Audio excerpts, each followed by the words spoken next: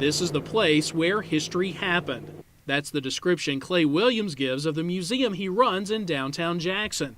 This building served as our state capitol from 1839 until 1903. We consider this place to be the most historic building in Mississippi. I think a lot of Mississippi's history and where we are today can trace itself back to this building. This room is now an auditorium-style theater, but in the 1800s, it was the Mississippi House of Representatives. This is the room where our state seceded from the Union, where the 1890 Constitution was written, and where most of our colleges and universities started.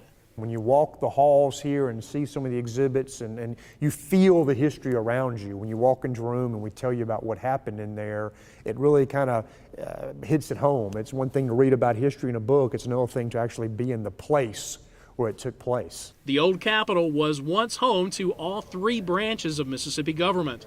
Built at the height of Jacksonian democracy, the emphasis was clearly on the legislature. The governor's position was weak constitutionally, and his office was relegated to a small corner room on the first floor.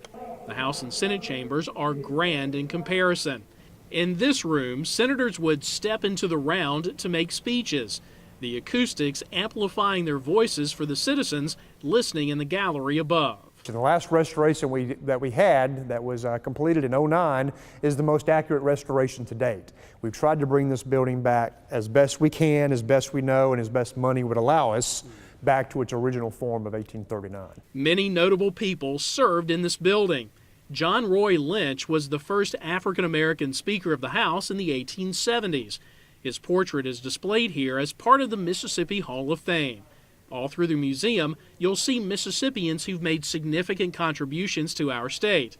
Those portraits are viewed by thousands of visitors each year, many of them from out of state. We just feel like we want to share it more with our local people. We wish more of the school children got to come so they could develop a pride in the building and in the state history. We try to educate our students and the public about what happened here so we can see where we've been and see where we are and see where we still have to go.